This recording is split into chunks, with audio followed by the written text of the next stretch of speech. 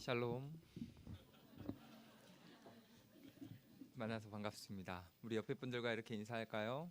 만나서 반갑습니다.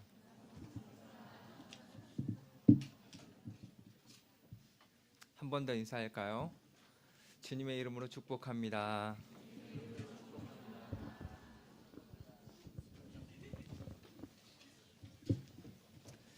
자, 소개는 지난주에 했으니 바로 말씀으로 들어갑시다.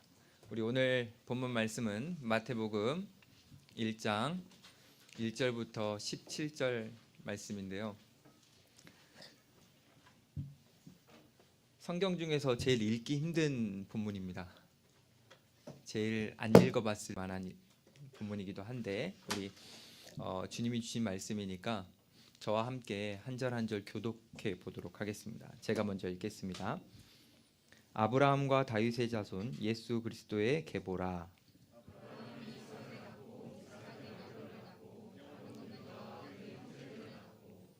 유다는 다말에게서 베레스와 세라를 낳고 베레스는 헤스론을 낳고 헤스론은 람을 낳고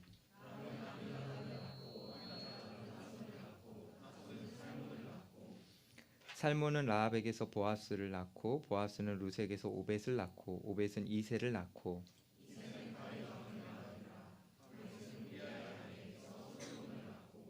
솔로몬은 르호보암을 낳고 르호보암은 아비야를 낳고 아비야는 아사를 낳고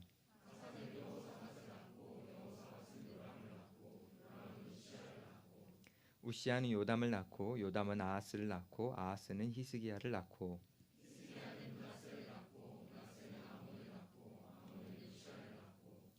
바벨론으로 사로잡혀 갈 때에 요시아는 여고냐와 그의 형제들을 낳으니라.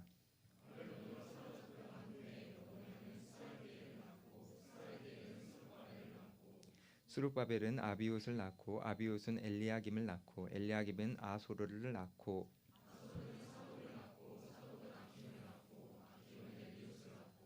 엘리웃은 엘르아사를 낳고 엘르아사는 마탄을 낳고 마탄은 야곱을 낳고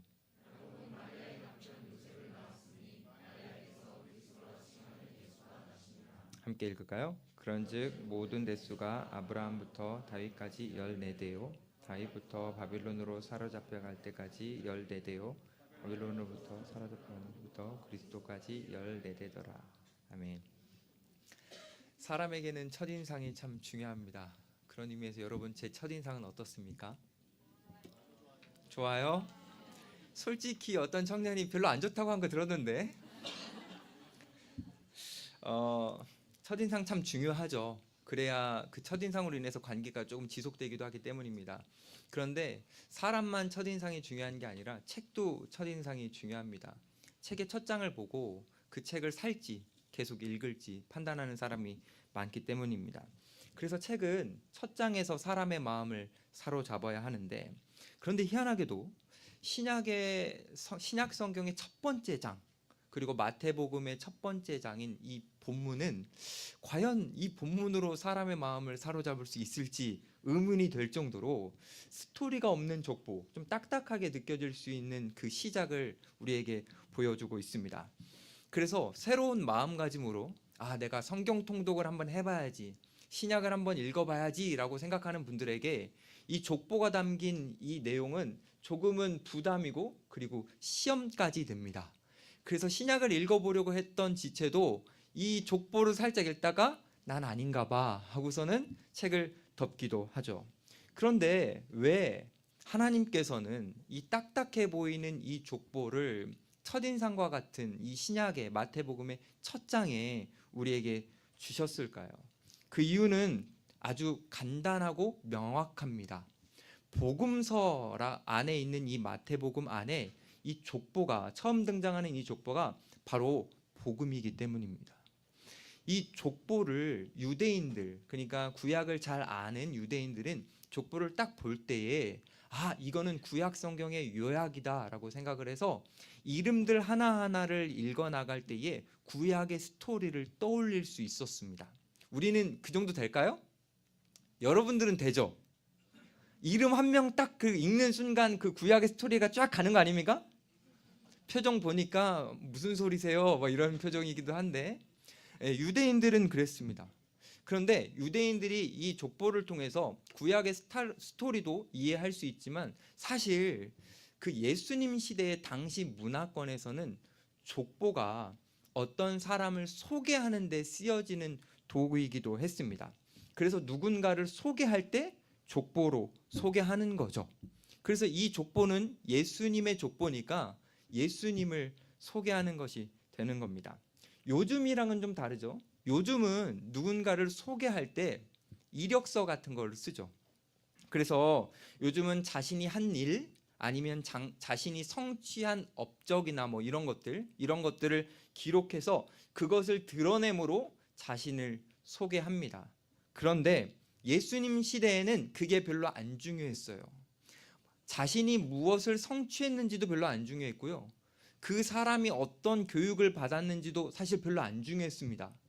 예수님 시대에는 그런 것보다 훨씬 더 중요한 게 있었는데 그게 뭐냐면 어떤 핏줄이냐예요. 조상이 어떤 사람이냐, 이게 예수님 시대에는 훨씬 더 중요했습니다. 그런 의미에서 예수님을 소개하는 이 족보는 어떤 사람을 조상으로 삼고 있느냐에 따라서 예수님이 어떤 분이시냐가 되는 겁니다. 이 관점을 갖고 있는 유대인들은 족보를 읽을 때 예수님은 이런 분이구나 라는 소개서를 받는 거죠. 자, 그러면 오늘 저는 여러분들과 함께 예수님을 소개하는 마치 이 시대의 이력서와 같은 예수님의 소개서를 같이 한번 볼 텐데요. 우리 1절 한번 볼까요? 이렇게 나오죠. 아브라함과 다윗의 자손 예수 그리스도의 계보라. 지금 예수님을 소개하는 첫 시작에서 아브라함과 다윗의 자손이라고 표현을 했습니다. 이것은 이런 의미입니다. 아브라함은 하나님의 약속을 받았고 다윗도 하나님의 약속을 받은 사람이었던 것처럼 예수님도 약속의 사람이다 라고 알려주는 겁니다. 생각해보면 하나님이 아브라함에게 약속해 주셨죠. 여러분, 하나님이 아브라함에게 어떤 약속을 주셨습니까? 너는 복이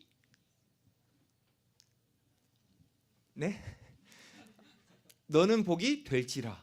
너는 복이다. 복이 될 거다 라고 약속해 주셨죠. 여러분 다 아시죠? 네, 좋아요. 반응을 조금 부탁드려요. 그러면 하나님이 다윗에게는 어떤 약속을 주셨습니까? 다윗에게 너를 통해 메시아가 날 거다.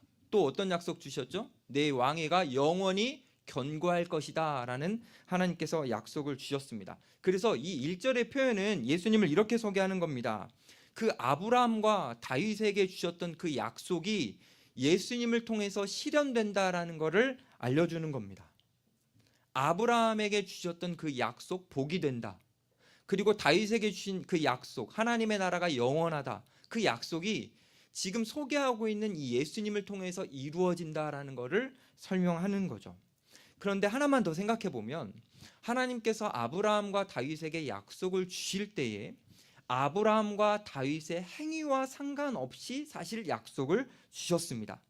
아브라함이 잘하고 못하고와 상관없이 이들이 믿음이 얼마나 크냐 적으냐와 상관없이 사실 하나님은 약속을 주셨죠. 일방적으로 주신 겁니다.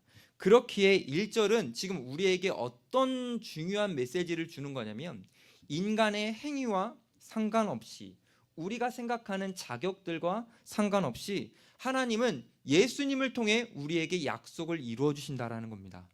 예수님을 통해 우리가 복을 받는 거고요. 예수님을 통해 우리가 다윗에게 약속해 주셨던 그 영원한 나라에 우리가 참여하게 된다라는 겁니다. 그래서 복음은 이것을 알려주고 있기 때문에 그 복음을 알려주는 이 족보도 바로 복음인 것이죠. 여러분들이 이 족보를 읽을 때에 앞으로는 와, 이건 정말 나에게 복음이다 라고 들려줄 수 있게 되는 겁니다. 자, 그러면 예수님을 통해서 그 약속이 실현된다라는 걸 이제 2절부터 자세하게 설명해 가는 겁니다. 우리 2절 볼까요? 아브라함이 이삭을 낳고 이삭은 야곱을 낳고 야곱은 유다와 그의 형제들을 낳고. 자, 여러분 여기에서 안 어울리는 인물들이 좀 있죠? 저는 이 예수님을 소개하는 족보에 안 어울리는 인물로 유다를 꼽고 싶습니다. 유다가 이 예수님의 조상으로 나오는 것이 저는 좀 어색해요. 왜냐하면 일반적으로 생각할 때에 유다보다는 누가 더 나을 것 같냐면 요셉이 더 나을 것 같습니다. 같은 형제인데 우리가 생각할 때 요셉이 더 괜찮아 보이지 않습니까?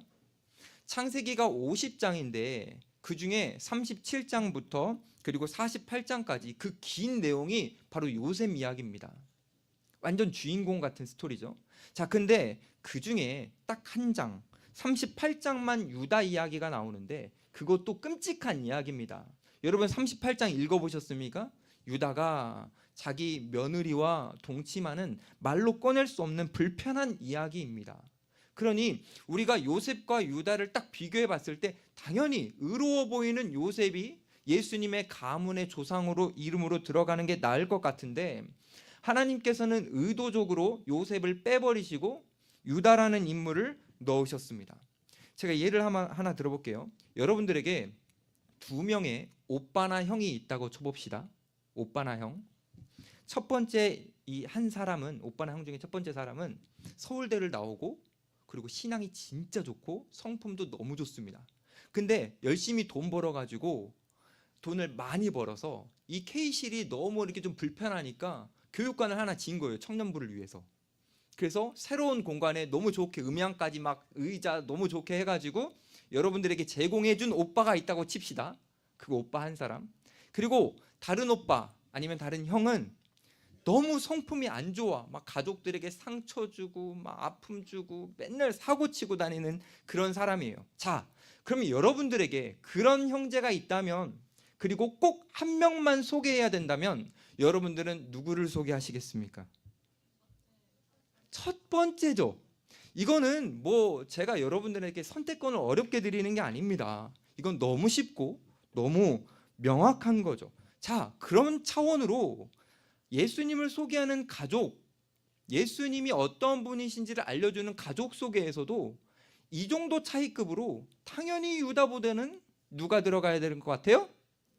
요셉이 들어가야 될 것 같아요. 근데 희한하게 유다가 들어갔다라는 겁니다. 그래요. 조금 양보해 봅시다. 유다도 가족이니까, 그러니까 유다를 예수님의 가족으로 소개할 수 있죠. 이름 정도는 넣어줄 수 있겠죠? 그렇죠? 근데 너무 희한하게도 3절을 보면 유다를 이름만 넣은 게 아니라 이렇게 표현합니다. 유다가 다말에게서 자녀를 낳았다. 여러분 다말이 누구죠? 며느리입니다. 그러니까 지금 하나님은 유다라는 이름만 지금 넣으시는 게 아니라 유다가 행했던 끔찍한 일, 그 일까지 일부러 이 족보 안에 굳이 넣으신 겁니다. 이렇게까지 하시는 이유가 뭘까요? 네, 분명합니다. 하나님의 그 약속은 인간의 행위를 넘어서서 하나님의 신실하신 그 의지를 통해서 성취된다.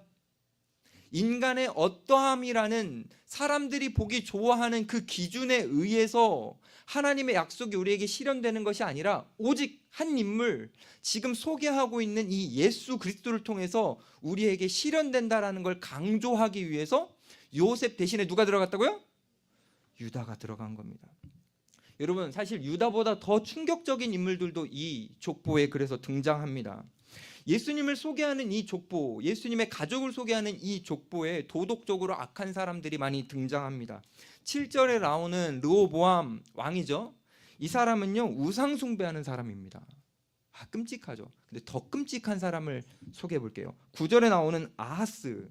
이 왕은요 자기가 섬기는 이방신에게 잘 보이려고 자기 자녀를 불로 태운 사람입니다. 별로 안 끔찍하신가 봐요? 저는 엄청 끔찍하더라고요. 아니 자기 잘 되려고 어떻게 자식을 죽일 수가 있죠? 이게 입에 꺼낼 수도 없는 불편한 이야기거든요. 자, 그런데 그런 사람의 이름 또한 예수님의 가족으로 소개합니다. 너무 이상하죠.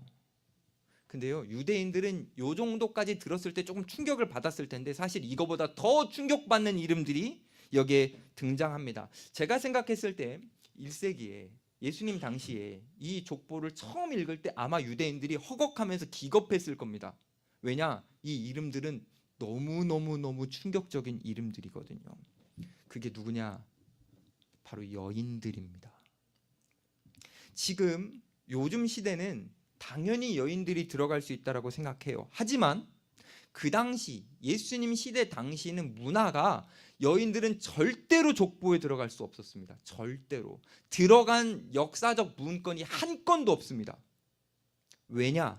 그 당시는 여인들을 안 좋게 취급했어요. 법적인 권리도 주어지지 않을 뿐더러 사실 인격적으로 존재하지 않는 물건처럼 취급할 때입니다. 당시가. 그래서 여인들은 이 족보에 들어갈 수 없어요.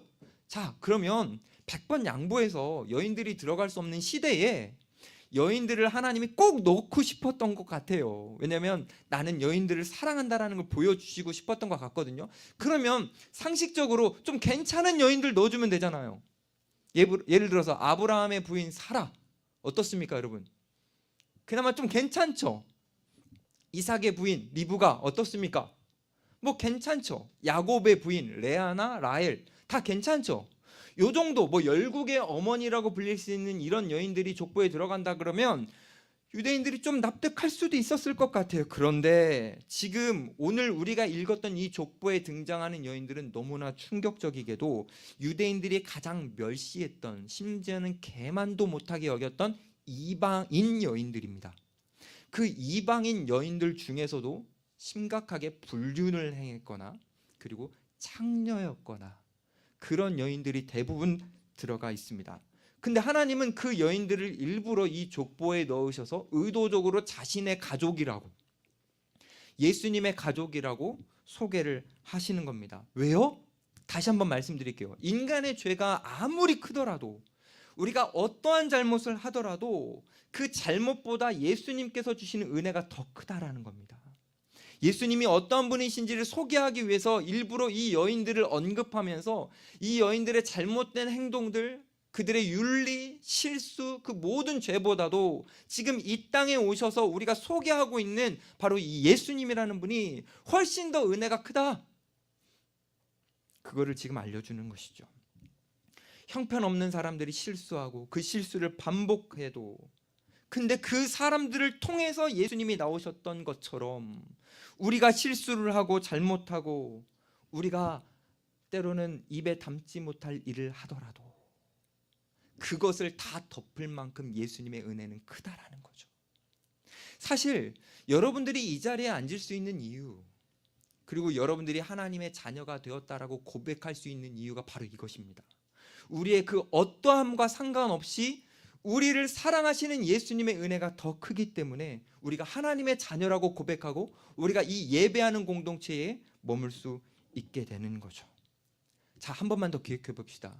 여러분들에게 어떤 특별함이 있어서가 아니라 여러분들이 오랫동안 예배를 잘 드리고 신앙생활을 오래 해서가 절대 아니라 우리에게 그 어떠함이 있어서가 아니라 예수님 덕분에, 우리의 죄가 너무 크지만 우리의 연약함도 너무 크지만 그것을 다 감싸고도 충분히 남는 그 예수님의 은혜가 더 크기에 여러분들은 존귀한 자들인 겁니다.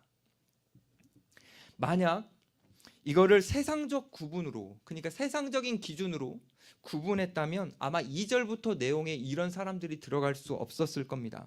여러분, 비실비실한 이삭 대신 누가 들어가야 됩니까? 나름 드셌던 이스마엘이 들어가야 되는 거 아닙니까? 거짓말하고 사기치는 야곱이 아니라 부모님에게 효도했던 에서가 들어가야 되는 거 아닙니까? 그렇잖아요. 맞죠. 세상적 기준이라는 거는 그런 겁니다. 자, 그런데 하나님께서는 그 세상적 기준을 다 엎어버리시는 거예요. 다 뒤집어 버리시는 겁니다.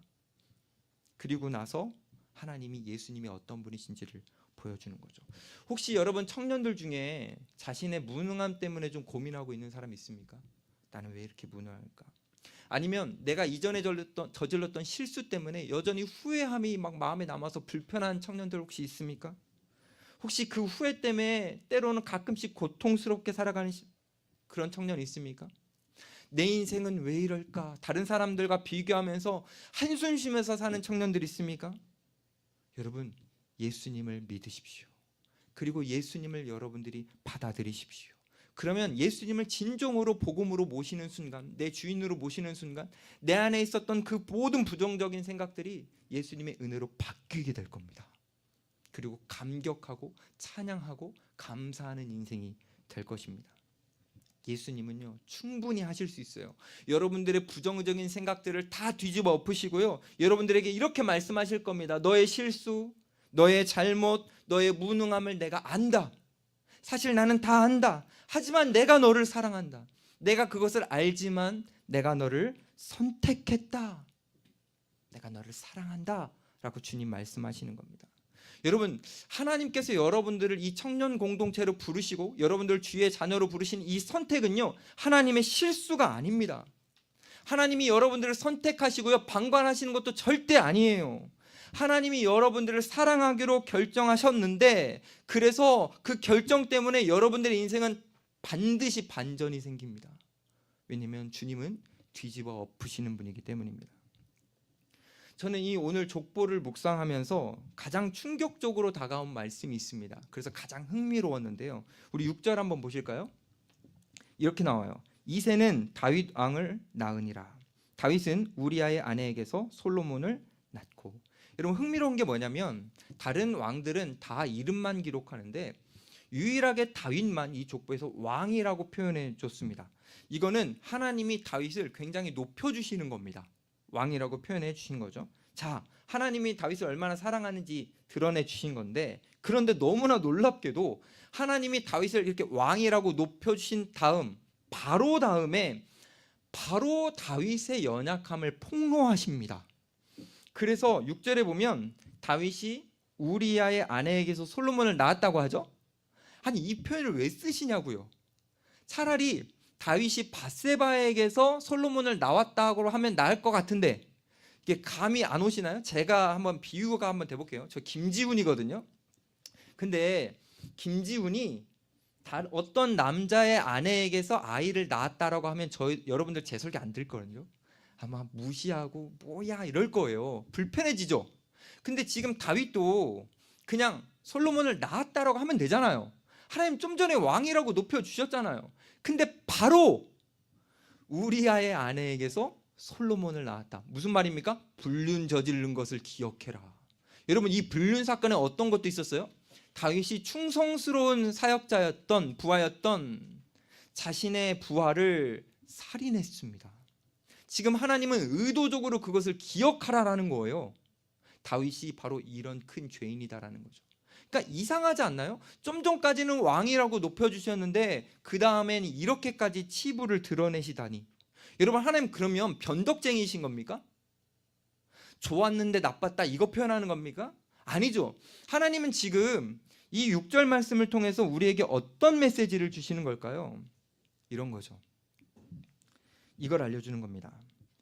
다윗의 죄가 아무리 크게 드러나도 하나님이 다윗을 영광스럽게 보시는 그 마음은 변하지 않는다라는 거예요. 하나님이 다윗을 높여주시는 것이 다윗의 죄와는 상관없다라는 겁니다. 여러분, 이게 우리에게는 어떻게 적용되는 겁니까? 우리의 죄가 아무리 크더라도 우리가 갖고 있는 실수와 잘못이 너무너무 커서 말을 꺼낼 수 없을 만큼 끔찍한 일이라도 하나님께서 우리에게 주실 영광은 바뀌지 않으니 그 잘못과 실수와 죄를 두려워하지 말라라는 겁니다. 하나님은 우리의 잘못보다 더 사랑하셔서 우리에게 주시려고 하는 그 영광을 반드시 주실 거라는 하나님의 약속의 사인이죠. 이것을 저는 청년들에게 이렇게 한번 도전해보고 싶습니다. 여러분 속에 혹시 숨겨둔 상처가 있습니까? 누군가에게 꺼내놓지 못하는 그런 죄악들, 자기만 알고 있는 불편함들, 여러분 그거 대면하십시오.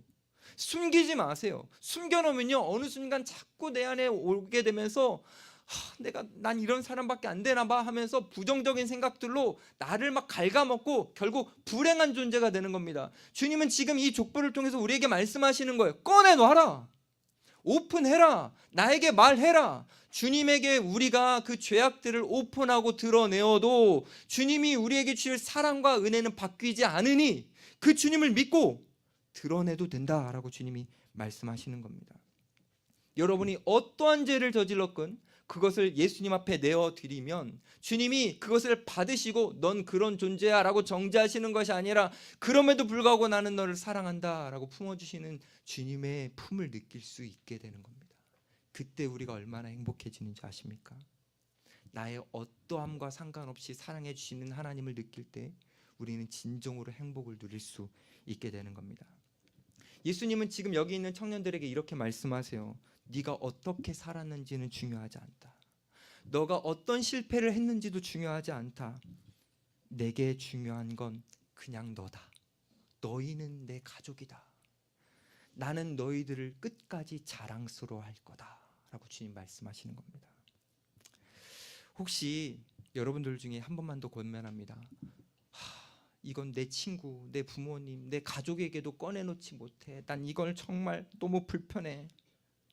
내 잘못된 선택으로 나를 망쳤고 내 잘못된 선택으로 난 타인을 망쳤어. 이것까지 정말 괜찮을까? 내가 이래도 괜찮을까? 나 이런 사람인데 정말 괜찮을까라고 하는 생각이 있다면 오늘 족보를 한번 유심히 보십시오. 이 족보에 나오는 인물들의 선택은 다 잘못된 선택입니다. 이 사람들은 다 바보 같은 선택을 했어요. 자, 근데 이 바보 같은 선택을 하는 이 사람들을 통해서 예수님이 오셨다니까요. 여러분들의 잘못, 여러분들의 실수, 여러분들의 오판, 그걸 다 포함하셔서 하나님은 여러분들에게 늘 최선의 결과물을 만들어내실 수 있는 분입니다. 하나님은 그러실 수 있는 분이에요. 혹시 청년들 요즘 제가 이렇게 몇 주 안 만나봤지만 제일 관심사가 연애 결혼이더라고요. 근데 이런 고민이 있을 수도 있어요. 내가 예전에 그 사람 만나지 말걸. 이런 후회가 있을 수도 있고 오히려 반대로 이런 후회가 남을 수도 있어요. 예전에 그 사람이랑 헤어지지 말걸. 괜히 헤어져가지고 지금까지 싱글로 있는데 참 마음이 그렇다. 혹시 한탄하는 분 있습니까? 제가 분명하게 말씀드릴게요. 오늘 다른 건 다 있더라도 이것만큼 기억하십시오. 여러분들은 여러분들의 인생을 망칠 수 없습니다. 여러분들이 아무리 노력해도 여러분들은 여러분들의 인생을 망칠 수 없어요. 왜냐? 여러분들은 하나님의 선하신 계획을 망칠 수 없기 때문입니다. 하나님은 여러분들에게 선한 계획을 준비하셨고 이루어 가십니다. 인간이 뭐라고 그 전능하신 하나님의 계획을 망칠 수 있겠습니까? 여러분들의 실수, 여러분들의 잘못, 그 모든 것까지 포함해서 하나님은 여러분들에게 아름다운 삶을 예비하셨고 그것을 준비하고 계시고 이루시고 계시고 반드시 이루실 것입니다. 물론 세상은 그렇지 않습니다. 세상은 여러분들을 행위로 기억합니다. 여러분들의 이력, 여러분들의 실수, 여러분들의 잘못, 그것들을 세상은 다 기억할 겁니다. 그래서 여러분들이 바보 같은 선택을 했다면 세상은 여러분들을 바보라고 할 겁니다. 여러분들이 실수를 많이 했다면 실수 많이 하는 사람으로 낙인을 찍을 겁니다. 세상은 여러분들을 안 좋게 평가할 거예요. 그래서 여러분들의 이름이 이 세상 속에서 안 좋게 기록될 겁니다. 그러나 여러분들이 예수님을 믿는다면, 여러분들이 예수님 안에 있다면 하나님의 기억에는 여러분들의 이름이 절대 안 좋게 기록되지 않고 영광스럽고 아름답게 기록될 겁니다. 왜냐하면 세상은 여러분들의 이력과 행위를 통해서 여러분들을 판단하고 평가하지만 하나님께서는 여러분들의 행동과 여러분들의 이력을 통해서 평가하시는 것이 아니라 오직 예수 그리스도를 통해서 여러분들을 평가하시기 때문입니다. 그래서 여러분들이 예수님 안에만 있다면 여러분들은 하나님 안에서 아름답고 존귀하고 완전한 자들이 되는 겁니다. 여러분 혹시 이력서를 써보셨습니까? 안 써봤나요? 저는 이 교회 올 때 썼거든요. 너무 당황스러운 게 뭔지 아세요? 쓸 게 없어요. 제가 이렇게 뭐 자격증이 있어야지 쓰지.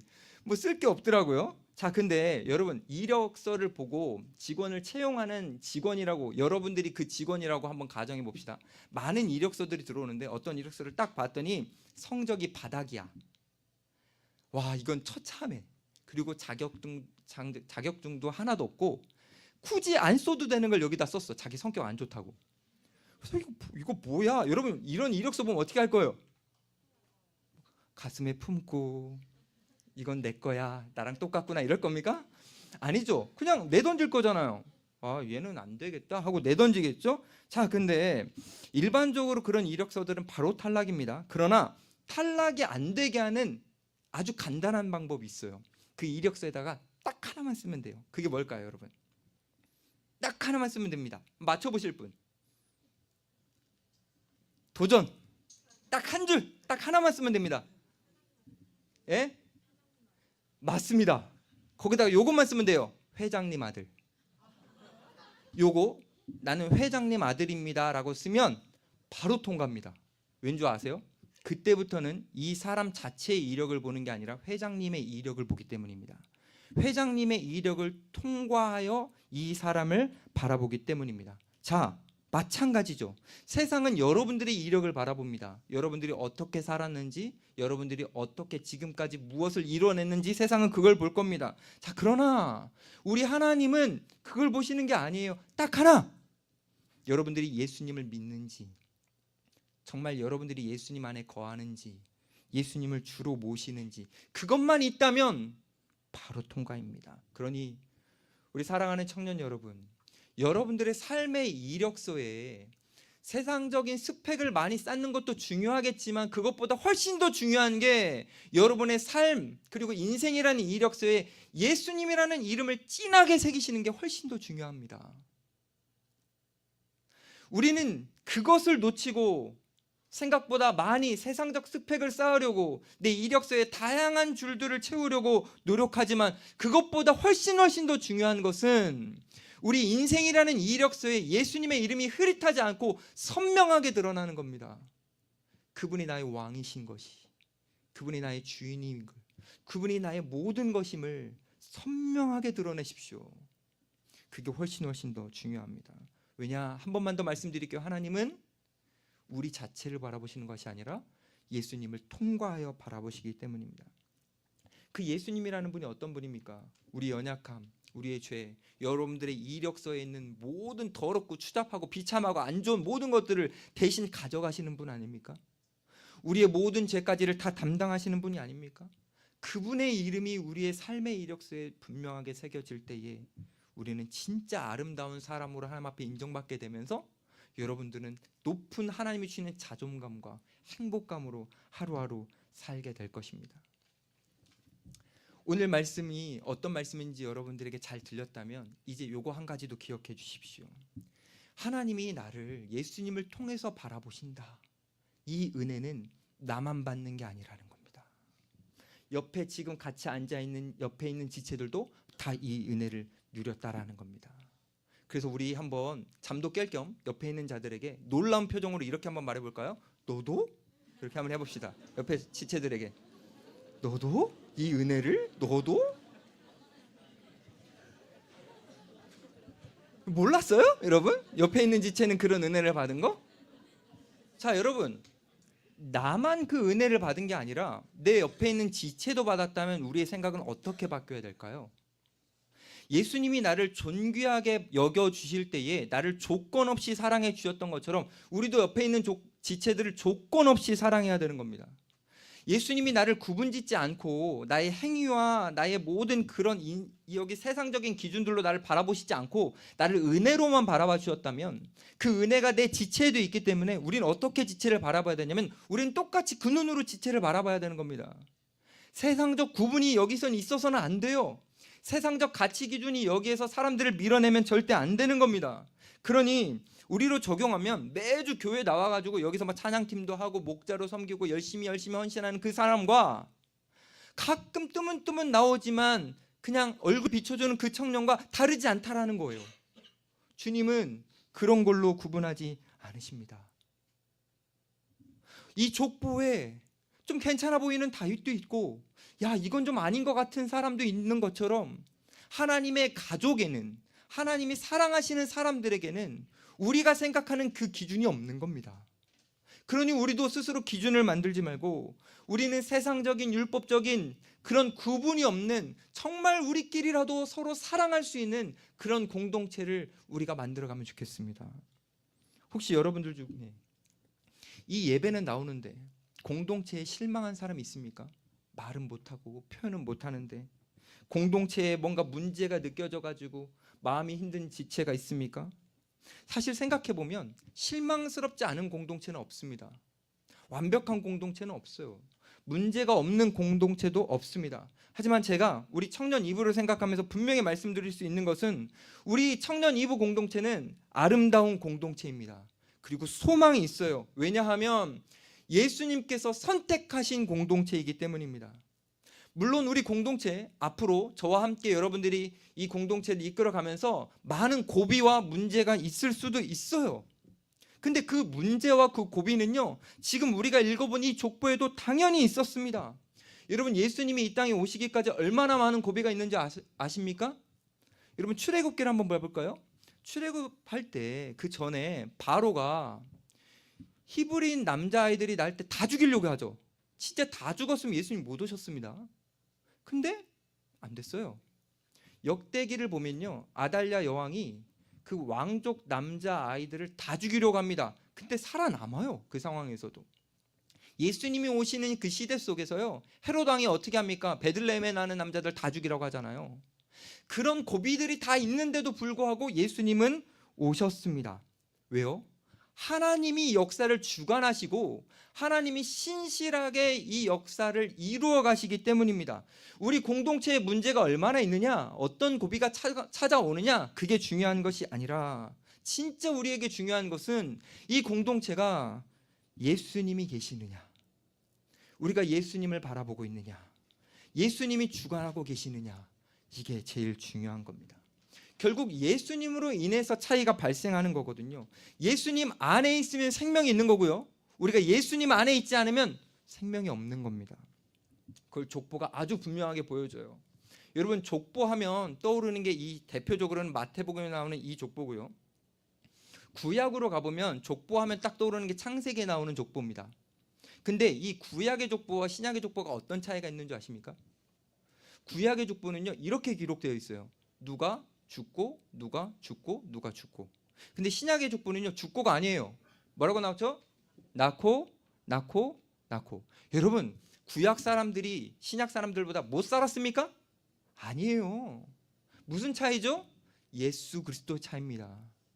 우리의 일상이 어떻고 우리의 삶이 어떻고 그것보다 더 중요한 것은 바로 예수 그리스도 차이라는 거예요. 예수님이 있으면 비슷한 일상을 살아가는 것 같지만 생명을 낳는 거고요, 예수님이 없으면 비슷한 일상을 살아가는 것 같지만 우린 죽어가는 겁니다.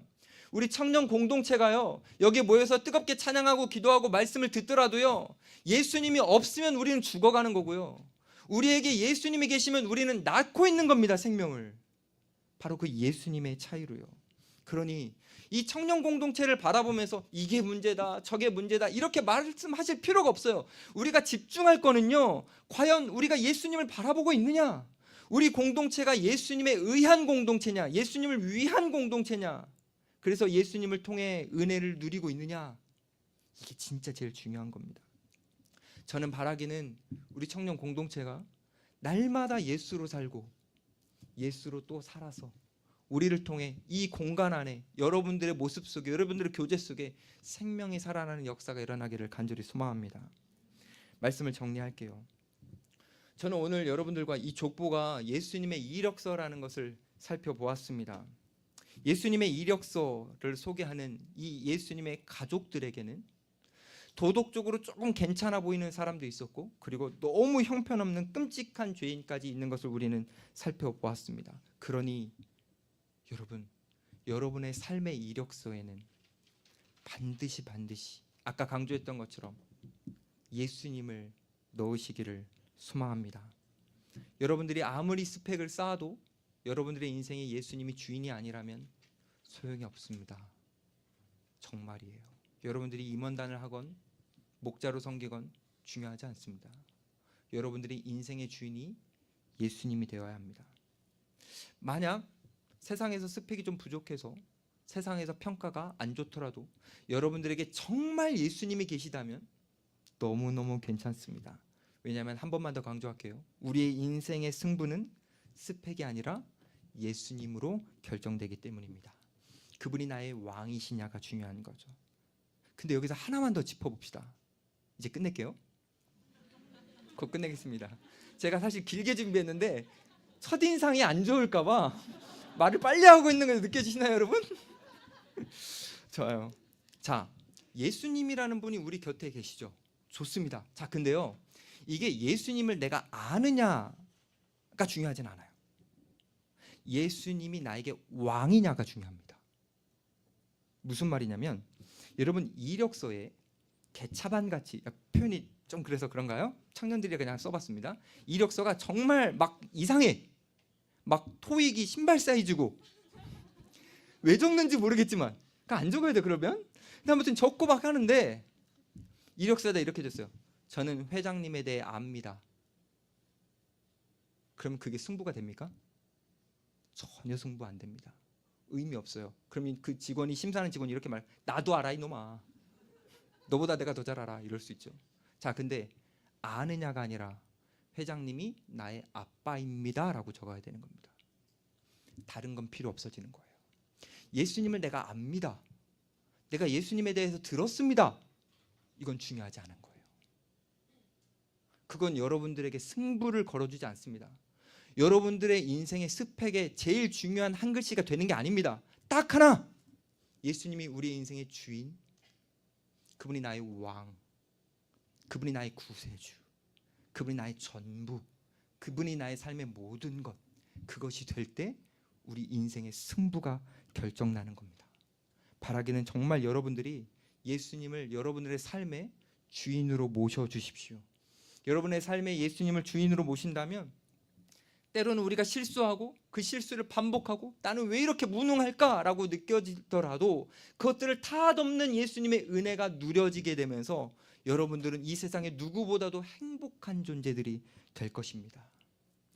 아무런 의미 없는 우리의 삶에 진정한 의미를 주시는 예수님, 그리고 희망 없는 우리의 삶에 진정한 소망을 주시는 예수님, 실수로 내가 스스로 삶을 막 망치려 하더라도 절대 망쳐지지 않도록 나를 보호해 주시고 아름다운 존재로 이끌어 가시는 그 예수님을 여러분들이 진짜 믿으셔서 여러분들의 하루하루 앞으로의 삶이 진정한 행복이기를 간절히 소망합니다.